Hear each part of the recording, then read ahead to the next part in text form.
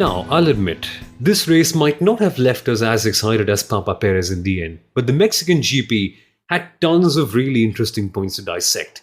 And that is the mission and the purpose of this episode of the Inside Line F1 podcast. Welcome to the Mexican GP review. Welcome to the Inside Line F1 podcast. My name is Somal Arora. I'm the host of The Driving Force on Disney Plus Hotstar.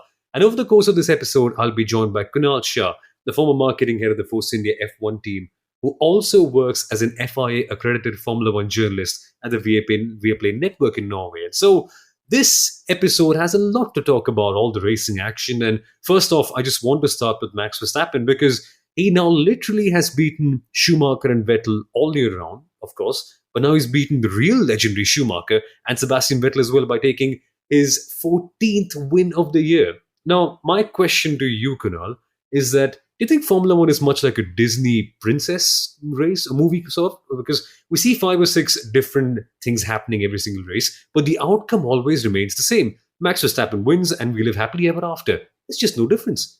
Thank you for that introduction, Somil. I don't know how many people live happily ever after each time Max wins a race or wins a championship, given all the controversy that has followed him ever since 2021 Abu Dhabi. And if you guys are wondering why we've not had Max on our show just yet in an interview format, that is because we just spoke of the 2021 controversy, which, hey, it seems like, with the whole Sky and Red Bull and the Max boycott that we saw. Firstly, it's one race boycott. That's what at least Christian Horner is saying. Lots of people are believing it's an indefinite boycott.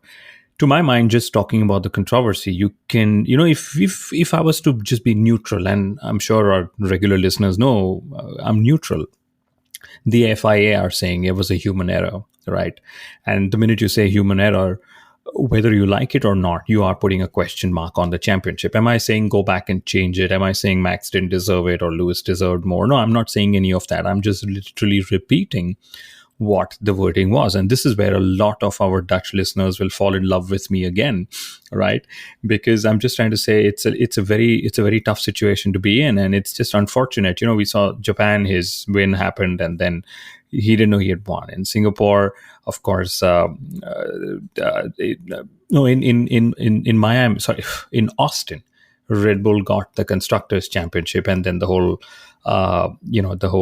cost cap breach was official. And now, after the cost cap breach penalty happened, he scored 14th win. So controversy just follows Verstappen everywhere he goes, just the way success does. And this reminds me of the famous quote from The Matrix: there's always a balance in the equation. Yep, but it seems like controversy is the only thing that can follow him because Lewis Hamilton and Mercedes and, of course, Ferrari as well, don't worry, we will talk about them.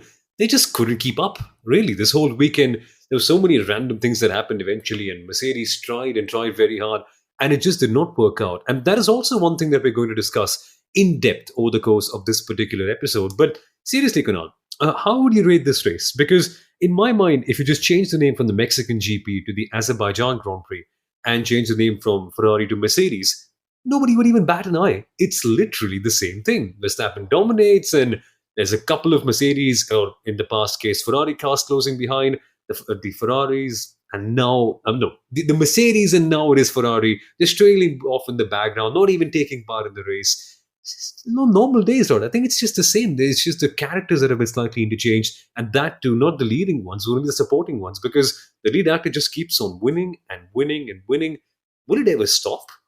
That's a good analogy, Somil. And 14 wins for Max Verstappen, the new record in itself in Formula One. He's beaten the record of Schumacher and Vettel, as you said. Interestingly, one of our friends and a very dear listener of the Inside Line F1 podcast, Akshay, points out that when Sebastian and Michael won their 13 races, that was the last year of them winning a driver's championship in Formula One. So let's hope that's not the case in the terms of Max. We need Max to be in the fight, irrespective of who wins, like I keep saying. So that's something I hope that stat or that trend doesn't come true in the case of Max Verstappen. But rating the race, I don't know. It was one of those races, maybe 5 on 10, 6 on 10, if that's the word. And my reason is this was actually a very typical 2022 Formula One Grand Prix where we were sort of waiting for something to happen. And waiting for something to happen in this case, the wait was for Red Bull's medium tires to drop off. Word is out on the street that both the Mercedes drivers actually woke up on Monday morning with their race engineers texting them saying the tires are still going to drop off. Just hang in there. And that's what sort of happened. So in a typical 2022 Grand Prix where we've not seen a safety car bunch the field up, midway through a race, and we've not seen sort of Red Bull actually genuinely be challenged. This is how that race has turned out. So it was a bit of a boring race, if one would put it that way. But, just waiting in anticipation for Mercedes' simulation to come to life is what we all spent a lot of time on, I would say. So that's my rating. In the end, it was an easy win for Max Verstappen. And one of the key factors was, nobody knew what would be the fastest way to run this race. Would it be a one-stopper or would it be a two-stopper? Because degradation was different. New tires this year, let's remember. And also the track got cooler as the race progressed. So the soft was performing better. The medium was also performing better. But the hard just did not perform. And that sort of changed the course of the race and took the race to Red Bull and Max Verstappen's favor. And it's these sort of things live that make the race so much fun. Yes, in the grand scheme of things, we could have seen more in the Mexican GP, but I can't wait for the Brazilian GP as well, when we actually have Peter Windsor on the Inside Line F1 podcast, live with us, joining us for our Brazilian GP race watch along. And we're going to be discussing likes of strategy, likes of driver styles, past stories, and the current Formula One season as well, as the race happens with us live. So don't forget to register for that event by clicking the link in the description below. It's the ultimate second screen experience, as Kunal describes it, and we can't wait to have you over there, sending in your questions live and interacting with Peter as the race goes on. And the question of strategy also brings us onto Mercedes, because I think this weekend, the only really good thing that Mercedes did was they did well to clear off the debris. I meant debris, not debris, out of the car in FP1, but after that, it just all went downhill into a pile of debris, you could put it this way. And the question I've really got in mind, Kunal, and I'm genuinely curious about this, would we have slandered Mercedes if they were branded as Ferrari for doing the same mistake as they did? Because as you mentioned, they were really, in hindsight, of course, wrong on the way they simulated the race performance to end up go about. But essentially at this stage, this is a typical Ferrari race. It's a typical Ferrari mistake where they end up choosing a completely wrong tire on the whole. And nobody bats an eye. I mean, of course, there has been a bit of an outrage, but had it been Ferrari, I just get a feeling that they wouldn't have been able to leave Mexico City alive. What do you reckon? Had it been Ferrari with Checo Perez in it making this mistake, then yes, leaving Mexico City would have been tougher for Ferrari. But I personally feel Mercedes could have taken a little bit of risk. They got stuck in this whole template. We need to treat our drivers equally. Both of them get the same or same-ish strategy. And think of it, they both started on mediums, went to the hard. So their choice of compounds was one step harder at every step of the race, when Max did a soft and then a medium. So, it was just reading the conditions wrong. And eventually, in all of this, it just shows that, yes, Mercedes was really quick, but they weren't quick enough to genuinely challenge for the win. And Toto Wolff explained it pretty well. Had they started on the soft, maybe Lewis would have sort of gotten track position or been closer. Had they swapped a different tire with one of the drivers, maybe George could have taken the soft or something. They could have tried something different. He said eventually we would have still finished where we did, right? And that was just down to lack of pace. And after Singapore, they said Mexico showed in their simulations that they could have sort of been favorites to win here, or was one of those circuits where they could have won a little more with ease and a bit of or lots of luck. Altitude came into play in their favor. Let's remember Brazil, which we've got Peter Windsor joining us as well, also is a high altitude race, not as high as Mexico, but it is still a high altitude race in itself as well. So at the end of the day, Mercedes, I think more than getting the strategy wrong, what people were not happy, including the drivers. And Lewis said this, maybe we were missing a soft. And 2 races ago, it was, hey, maybe we were missing a medium, and so on, right? I think it was just down to the fact that they just didn't read the conditions as well as they could, and they went a little conservative on their strategy approach. And that's just where it sort of goes. And like Lewis says, we live to fight another day, and let's hope that they will end up fighting in Brazil, because I remember qualifying, apart from Charles Leclerc, who had that issue, there were literally 5 cars in the battle for pole position, right? And George Russell was convinced that had he not made his mistake, he would have been on pole, whatever, irrespective, and how that whole thing turned out.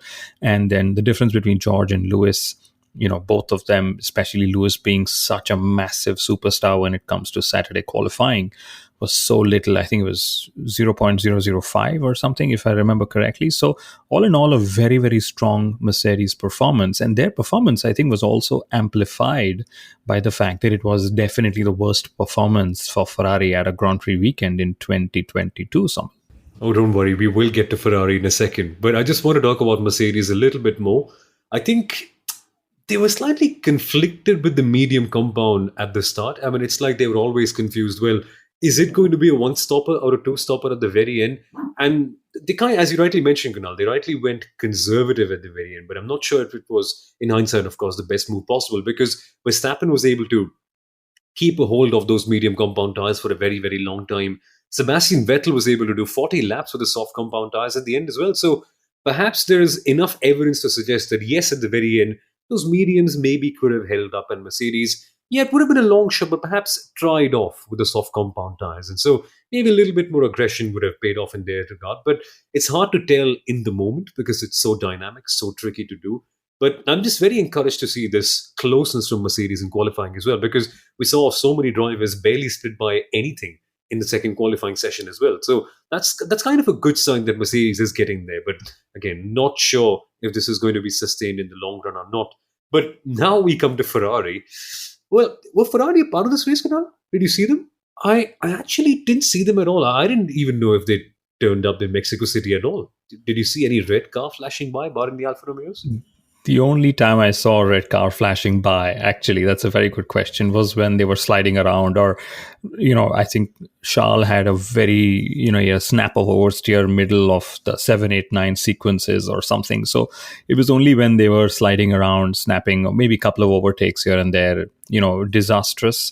Carlos Sainz was very, very vocal. He said, "We know what's wrong with the car. It's technical. I cannot reveal what it is. But we've had to make certain compromises in our package this weekend when it came to, I believe, cooling. And that's probably one of the reasons why they were where they were. And the difference was either not finishing a race or finishing where they did. And that's probably what happened to Ferrari, I would say. And interestingly, you're talking of strategy. Everybody was waiting to see what happens when you put on the hard. The first driver to put on the hard was Nicolas Latifi, and he went green on his outlap. So that prompted Lewis Hamilton to say, I want to go on the hard. And then Lewis Hamilton also went green on his outlap. That prompted Mercedes to believe that the hard tire is the right tire to be, right? But what people were not seeing, or maybe at least not, broadcast or not really, spoken about post-race, was that it was actually the soft tire that was doing really well in the opening parts of the race. I mean, Sebastian Vettel ran the soft for, some 40 odd laps, right? And nobody almost thought that the soft would last that long. And it was Vettel in an Aston Martin bottom 5. So sort of people didn't read it. We saw Daniel Ricciardo make use of the soft tire at the very end of the race. He went from 12th to 7th with some help from Lando Norris, despite a 10-second penalty that he picked up for doing something that Daniel Ricciardo almost never does. But that was just the case. It was a game of strategy. And all those who made the soft tire work, I believe, actually had a better result at the end of the day than those relying on the hard. And that's just the way it went, Sommel, in the end. And again, that's what I said, a typical 2022 race where if you don't have a safety car, you're relying too much on tire delta, you're on 10 lap old softs and I'm on new softs, and hence I have, a delta on you and hence the pace advantage to overtake you. Or, you rely too much on strategy. And frankly, none of that showed up in Mexico. And that's why it was a bit of a puzzle, the race. But what do the numbers have to say about this race? Here's F1 Stats Guru Sundaram back on the podcast with his usual stats review segment to give you a better idea of the Mexican GP in context of all the stats and numbers. Let's listen to him. Hey folks, it's time to do the stats review of the Mexico City Grand Prix. My name is Sundaram, also known as the F1 Stats Guru. Let's get straight into the numbers. Now, the biggest stat of the weekend is that Max Verstappen has broken an 18-year-old record. Michael Schumacher set things up pretty well back in 2004 by taking 13 wins in one season. We often wondered if anyone would turn up that dominant to break that record. 9 years later, a young Sebastian Vettel did equal it, but a further 9 years later, a young Max Verstappen, he's still young, he's just 24 or 25 actually, he's broken the record, 14 wins in one season, and let's see how many more can he get before the end of the season. He also broke the record for the most points scored over one season. He's currently at 416, and there are 2 races left, and he went past Lewis Hamilton's tally of 413, which he set back in 2019. Also, before 2021, a Red Bull driver had never led the championship in the hybrid era, and cut to late 2022, Verstappen has led the driver standings for 30 races. That's the second most since 2014 in the hybrid era, after, of course, Lewis Hamilton. Now, Ferrari, they've seemed a little missing. They finished 5th and 6th this time out, and even they finished 5th and 6th in last year's Mexico Grand Prix. But the fact is that they've failed to make it to the podium for the very first time after the summer break. Mercedes, on the other hand, they've been having a couple of good results off lately, and they've made more top 2 finishes, which is 3, than Ferrari, which is 2 since the summer break. And lastly, Daniel Ricciardo, he had a pretty good race apart from that collision with Yuki Tsunoda, but eventually he finished 7th, and that was the first time he managed to outrace his teammate Lando Norris in 11 races.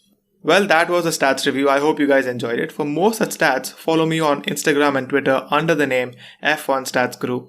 I'll see you guys later. Now, what I really want to talk about is what happened in the other parts of the race, the less serious side of it. Now, before we get to that, I also have to just kind of mention the fact that now Sergio Perez is well and truly ahead of Charles Leclerc in the championship battle, and that could perhaps swing in his favor with the last couple of races coming up. And we can't wait for you to join us on the Inside Line F1 podcast as we go through this journey of the last couple of races together. But also, the other thing is that McLaren are barely behind Alpine now. 7 points after that rather disappointing performance from Alpine. Yes, Esteban Ocon was incredible. I think the overtake that he made around the outside of turn number 1 and 2, I think that was jointly the best moment of the race. But what happened with Fernando Alonso also was, for Lewis Hamilton at least, the best moment of the race as well, Kunal. Just another retirement for them. Alpine seemed to be just getting on a high, and then all of a sudden it just crashes back down to earth so quickly. The one thing I can only think of is that Aston Martin better have a bulletproof car ready, because Fernando Alonso is literally counting the number of points he's lost through DNFs or technical snags or the FIA robbing him off or whatever. He's up to 50 points now. This guy is on a mission in terms of the points he's lost, at least, that is. Yeah, that's like 2 race wins, right? And it was so heartening to see Fernando Alonso. I mean, he was driving a very smart race. He came up to 7th place. He was managing his tires. He had a massive gap to the top 6. He realized that this is all about tire degradation, and he was forming this whole train behind him, Valtteri Bottas and Esteban Ocon and Zhou Guan Yu, and everybody was just, it was the Alonso train, which we saw, I think, in Monaco or someplace as well, where he just slowed down so much that he was fast when he had to be, and then he was, sort of backing the pack up when he had to. And then, he was so relaxed. He said, yeah, the car is very good. Just give me whatever tire you can. I don't care, and whatever tire you give him, he was willing to make it work. And then Alpine probably said, we'll give you the right tire, but we'll also give you 1 cylinder less. And that's where the problem happened, because he had 5 cylinders for the last 18 laps before he retired. Right.